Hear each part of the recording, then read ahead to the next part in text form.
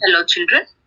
In the previous session, we studied what are the different sources of energy and what are the factors which we have to see in order to select a good source of energy.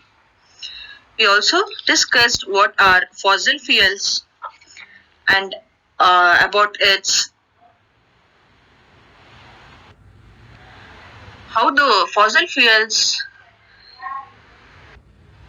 are formed, what are thermal power, what is a thermal power plant, hydropower plant, all that we discussed, children. And also, hope you have gone through the animation video of how the thermal power plant and the hydropower plant works, children. So, in today's session, let us continue with the lesson and we shall discuss on the topic about how to implement the technology for using this conventional source of energy. Why we have to find this as children? We find it out there are many disadvantages in the thermal power plant or the hydropower plant which we discussed. So we have to find some more new resources or sources of energy that is available naturally. In today's session, we shall study about the biomass, wind energy, and other alternative sources of energy as well, children. As we studied previously, children, large quantity of wood was burned in order to heat the water, and the steam so produced was collected, and in order the turbine was rotated with the help of that steam. We studied all that. But we know the deforestation is taking place these days. We are not at all planting large number of trees, but the cutting of trees is in very faster rate. If that is the case, you cannot use this source wood as the source of fuel for the longer time. If we are assuring that enough trees are planted, then only the continuous supply can be assured, children. So again, that was a problem. Then they thought of using this naturally obtained from plants and animals. Those sources which are naturally obtained from plants and animals, the residues were dumped together in a place without oxygen, and that created the biomass, children. And here the cow dung cakes also were used as the fuel. You all know what is this cow dung cake, isn't it? Even in the olden days, even in few villages, you can see people use the cow dung cakes in order to cook the food, for heating the water. For all those purposes, they use those cow dung cakes after drying it. So here in the picture, you can see what are the sources of this biomass, children? Sewage waste, municipal solid waste, animal residues, plant residues, agricultural crops, industrial residues. All these becomes the source of the biomass. Since these are naturally obtained products, children, it is called by the name biomass. You should learn here the definition of biomass. These fuels, they do not produce much heat on burning, and a lot of smoke is given out when they are burned, children. Therefore, technological inputs to improve the efficiency of these fuels were very much necessary. When wood was burned, what happened is the materials present. The charcoal was left behind as the residue.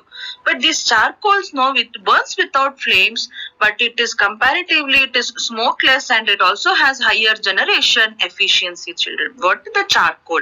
You have seen the charcoal also, even in present days, children. Few people who are not using the gas stove, they are using this charcoal stove in order to cook food, to heat the water, and for many other purposes at home. You might have seen your grandparents using it. So though wood when burned creates more smoke, but the residue when wood is burned, that is the charcoal, it is giving good efficiency of heat, and as well as it is producing very less smoke comparatively. So this is one of the advantage of this charcoal, children.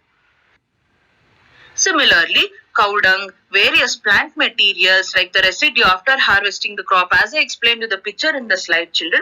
When all these are decomposed in the absence of the oxygen, it gives biogas. So since the starting material for all these materials are cow dung, it is also called as gobar gas. We shall see that in the next slide. So after understanding what is biomass, children, we should understand what is biogas. It is very much similar to that. See, cow dung, various plant residues, animal residues, the crop, what they call the crop residues after harvesting it, vegetable waste and sewage, all these are decomposed in the absence of oxygen, and that gives rise to this biogas. But since the starting material, that is the main ingredient for this biogas is cow dung, it is also called gobar gas, children. This you should know. So biogas plant, how it will be, you can see in the picture. This is very much important question repeatedly asked in the exams, children. So you should practice this figure as well. What you are seeing here in the slide is the biogas plant. You can see the same picture in the textbook as well. That is figure 14.4. Next we shall see, after understanding what is biogas and how it is manufactured, we shall see how this biogas plant, what are its structure, different parts of this biogas plant, everything, children. So you can see in the picture, you have the slurry, that is the biomass plus water. Now you know what is biomass. The residues of plant, animal and cow dung, all these mixed together gives the biomass. Along with that water, when you add into this biogas plants, that the material, the biomass plus water together, it is called the slurry, children. So this biogas plant has the dome-like structure and it is built with the bricks. The slurry, what they said, of cow dung and water, it is made in the mixing tank from where it is fed into the digester. So we studied now, children, like all these dumped together or decomposed in absence of oxygen gives the biogas. So the slurry mixed along with water, children, the slurry what is sent in is sent into the digester. What is this digester means? It is a steel chamber which is does not contain oxygen, and no oxygen is present in the digester. So it is the sealed chamber. Digester is the sealed chamber in which there is no oxygen. So it is covered or it is sealed and left for a few days for decomposition process to take place. When it is left, so the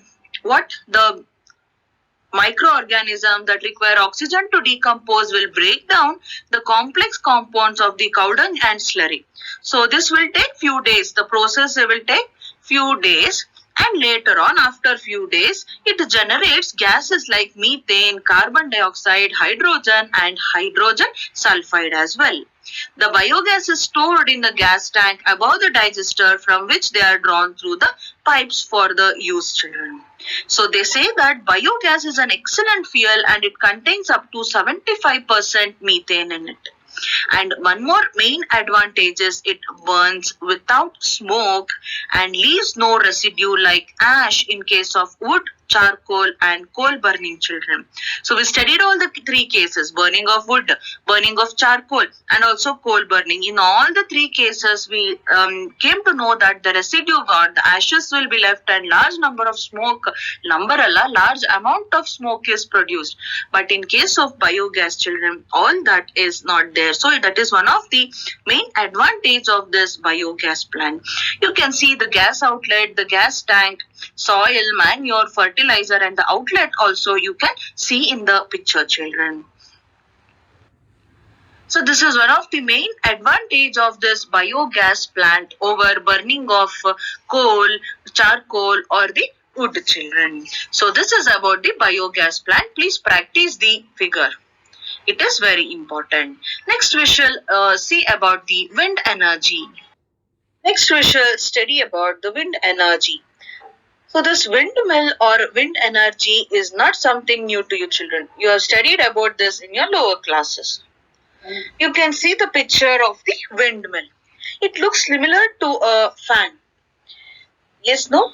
Isn't it, children? It looks similar to the fan that is erected to some height. It will be at larger height, and a rigid support will be at its base. This is the structure of a windmill. One windmill is not sufficient for the to get the large amount of electricity or the current, children. That is the reason large number of windmills are situated in the area, and that is called the windmill farm. It is called the windmill farm. As you all know, the moving wind here is used as the source in order to rotate the blades of the windmill. The kinetic energy of the wind, say, why the wind is in motion, hence it is kinetic energy. So the kinetic energy of the wind is used as, or it is harnessed by the windmills to do the mechanical work. Mechanical work, why? Because the blades of the fan or the windmill, are rotated, and hence it is used to generate the electricity. Here the rotatory motion of the windmill is used to rotate the turbine of the electric generator. It is similar to the one what we studied in hydropower plant or thermal power plant, children, whereas there in the case of thermal power plant, steam, the pressure of the steam was used to rotate the turbine of the generator. In case of hydropower plant, the water falling from the height was used to rotate the blades. But in case of wind energy, the kinetic energy of the wind, in case of windmill, the kinetic energy of the wind is being used as the source in order to rotate the blades or the turbine connected to the electric generator, and hence the electricity is generated. But the main disadvantage is it cannot be used for the commercial purpose, children.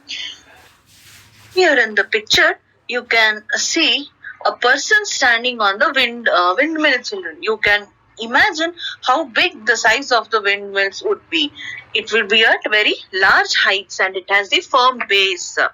So, after studying about what the windmill, how it is working, it is using the kinetic energy harnessed by the winds, all that. We shall look at the advantages and disadvantages of this windmill. So we all know wind energy means it is, of course, a renewable resource. Yes, no? Why? Because wind is not something it is created, it is naturally available, and it is, of course, a renewable source of energy. So, and it is this is environment friendly as well, because it does not leave any residue, or it does not produce smoke. Hence, this is very much environmental friendly, and it is also the efficient source, and it is, of course, the renewable resource of energy, children. And it does not require recurring expenses for the production of electricity. Once if you install, and if there is sufficient wind, the turbines keeps rotating and the electricity is hence generated. But apart from all these advantages, it has disadvantages as well.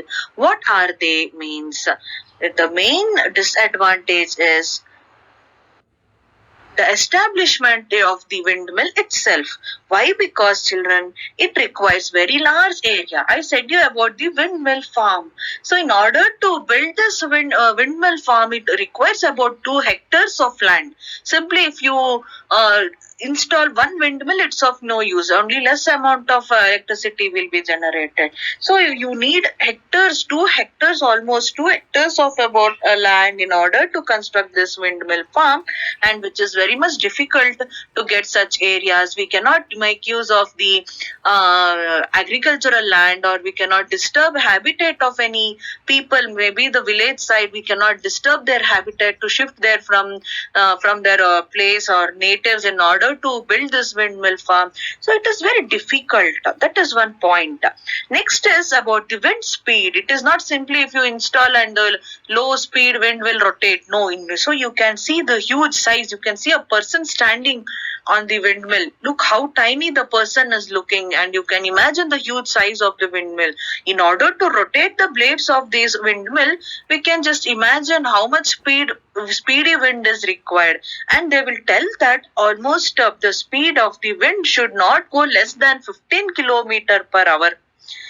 So if the wind is blowing at the rate of 15 kilometer per hour speed, then only the turbines or the can rotate. That is one of the main point here, children. Because simply wherever we want, we cannot install this windmill. We should look at the locality. It should not disturb the habitats, and as well we should look at the speed and of the air or the wind here, children. And one more point is very much, backup facilities are required. What does backup facility means? Okay, whenever there is a high speed wind, the turbines keep rotating and it generates electricity. But when there is no high speed wind, what would you do? You should store that energy, So, to store the energy, the backup facilities are required, which is very costly. And wind energy farm requires large area, as I said you always. So all these becomes the disadvantage. And one more main disadvantage is, it is the windmill when installed, children, it is always continuously exposed to sun and rain, cyclone effects, storms. All these will be directly affecting the windmill. We cannot go cover it. Yes, no, oh, it's raining, let me go windmill. You cannot do that. So the continuous exposure of this windmill will result in maybe the blades may get rusted, or the heavy cyclone when it is there and is continuously raining, it may damage the windmill. The maintenance cost is too high, children. So all these points become the disadvantage as far as this windmill or the wind energy is considered. So till now, children, if you just recall, we have studied about the many sources of energies which has advantages. Okay, we find out a new source, we have so many advantages. Good. If we tell, but one or the other disadvantage we are seeing, children. When this is the case, there is very much requirement of finding some alternate for all this. That is nothing but the alternate source of energy, or the non-conventional source of energy. What are they? Which are they? All that we shall be discussing in the next session. Till then, please read the textbook once again. Any doubts you can clarify with me. Have a nice day. Thank you, children.